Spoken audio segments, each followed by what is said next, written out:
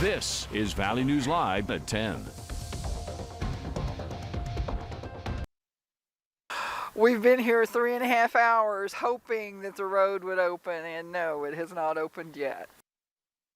No, that woman is one of several trapped essentially in Devil's Lake tonight, hoping and waiting for the DOT to reopen Highway 2. She is on day 3 of her move from Texas to North Dakota. Welcome to the state, but you had to stop in Devil's Lake today. And it's the same story in Jamestown as the journey for truckers and other travelers has essentially come to a halt. That's where we find Valley News Team's Nishay Taylor live for us tonight. Nishay, what's it like out there? Stacey, Justin, you're absolutely right. It is the same exact story. I'm currently right here off of I-94 near the home of economy, where several truckers are parked in a parking lot just waiting to get back on those roads. I'm going to step out of the way so you can see exactly what I'm talking about. When we got here, there were several, and actually a few came in while we were here, but I counted how many rows. There were about 5 rows of trucks that are sitting in this parking lot waiting to get back on those roads. But this isn't the only place that has truckers sitting and waiting. There's also a Walmart parking lot over here across the way where there's several there. There's also a gas station where there's a handful of them there also. Now, we also visited a nearby truck stop where one trucker told us he was heading back home to Canada from Indiana. He says in his 30-year career, this isn't the first time he's been stranded. 3 years ago, same storm. Up by Minot, 2.5 days on the side of the road. It's tough. You learn how to read. Count the buttons on your interior. Now, unfortunately, it's unclear when the roads will reopen, and these truckers, unfortunately, will have to sit tight a little bit longer. Now, I'm in Jamestown, Nishay Taylor for Valley News Live, but let's send it over to Hutch, who has the latest on our weather conditions. Hutch, I hope you have better news for these truckers here, because I'm sure they're ready to get going to where they're headed. Yeah, and you know what? I wish we could say that things are going to be improving, but for some areas it's going to deteriorate. Now, here's our forecast that we had the other day. 1 to 2 feet of snow is verified out to the west, and isolated areas up to 40 inches, and we're still seeing snow coming. How about that 8 to 18 plus that's verified up in Grand Forks? More snow in the forecast for many of us, and we will see some snow here. A new update to the earlier information, 28 inches now, the peak reading that we've got. That's in Norwich. That's just off to the east of Minot. Velva near Minot, 13 inches in Huff. So there's your 1 to 2 plus feet of snow already on the ground. In our area, Larimore, the big winner, with almost 19 inches of snow, 13 in Manville, Grand Forks, 13 inches of snow. And if you want to take a look at this seasonal total for Grand Forks, 84 inches. That's double what you should have for this time of the year, or at least what's average for this time of the year. 52 inches in Fargo. We'll add on to that a little bit. Check this out west for all those truckers. Look at the snow is sideways. You can see it blowing by the interstate. That's Interstate 94 west of Mandan, North Dakota. Tapping impossible visibility there as well. Now, there's New Salem, Sioux.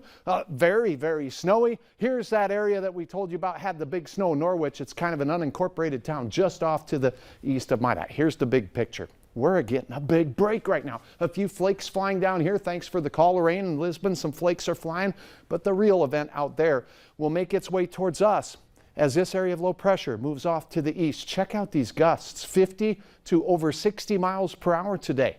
As the storm exits, that peak wind is coming our way. So we're going to see more wind than we've seen with the storm so far in the FM area and the valley. And the snow will make its way in. So some of us who've gotten no snow will get some snow. Of hour-by-hour details on exactly when and where things change back to stormy here in the valley in a moment. Those snow totals are just wild. Thanks, Hutch. Yeah. Well, snow cleanup, of course, will take a while for many communities across the area.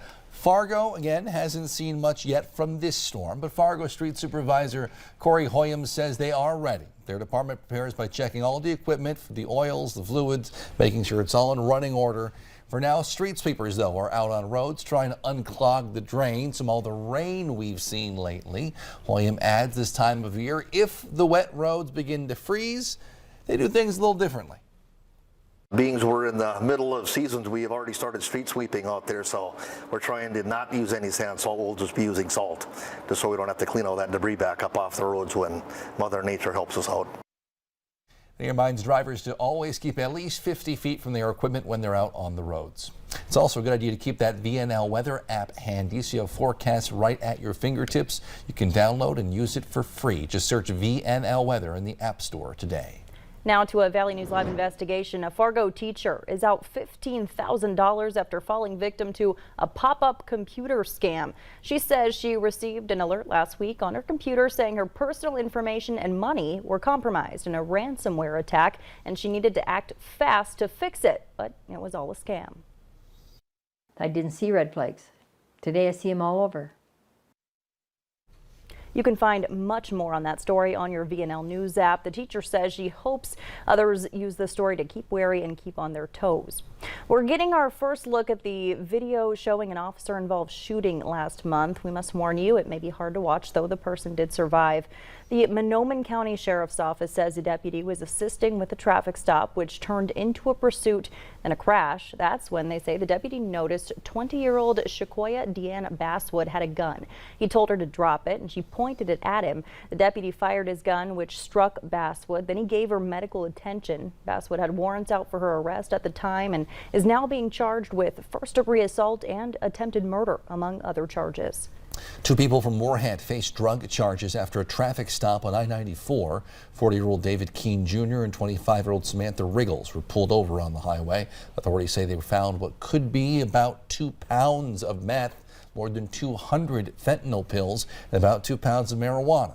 The street value of all the drugs estimated about $20,000. New details from the shooting of a woman in Pelican Rapids that led to a 48-hour manhunt for the person who pulled the trigger.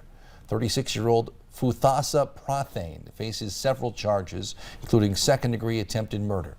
The victim told authorities back on April 10th, Prathane pushed his way into her house, punched her in the face and head, and next thing she knows, she felt a pain in her legs and stomach. She was shot. Authorities say they had witnesses tell them they heard the gunshots and watched as Prathane shot the victim. He was arrested 2 days later, where he admitted to shooting the victim. A scary situation in one Fargo neighborhood when the SWAT team and police conducted a high-risk search warrant. That happened around 9 this morning in the 900 block of 26th Street North. A perimeter was set up around the house and a flashbang device was used. Police tell us 2 people were detained. This is the second such incident in the past 2 days. Authorities need your help finding the person who shot and killed a horse near Barnesville. The Clay County Sheriff's Office says it happened Sunday night near the Clay and Wilkin County line. Deputies say it appears the horse was shot with a high-powered rifle. The owner found a bullet hole in the horse's hip. The owner also says a limited number of vehicles drive past his house and he didn't recognize a black Jeep with spotlights. Anyone with information is asked to call police. New for you tonight, 7 people are running to be the next mayor of Fargo. 5 of them spoke tonight in their first debate. Valley News Team's Aaron Walling joins us now live in studio to break down what happened. Aaron? Well, Stacy, Justin, many of the candidates spoke on issues here in Fargo, from affordable housing to the workforce shortage to the sale of alcohol at the Fargo Dome and speeding in town. Many of them spending the time calling out the efforts of current mayor Tim Mahoney. He don't care about the low-income families, and if you look at the last city commission when they were talking about the Kilburn group and authentic housing stuff, what they said is that like people who are low income, they don't deserve to live there. Mayor Mahoney was at the debate. He didn't offer any rebuttals. The next debate is set for April 26th with the League of Women Voters of the Red River Valley at the Fargo City Hall. All right, thanks, Aaron. Still to come, new atrocities unveiled in Ukraine as President Biden pledges more help. And we are watching a storm system that continues to churn snow in the central part of the Dakotas. It's making its way into the eastern third of North Dakota. Now we'll have details on what you can expect as we go through our Thursday and Friday First Alert Weather Days next.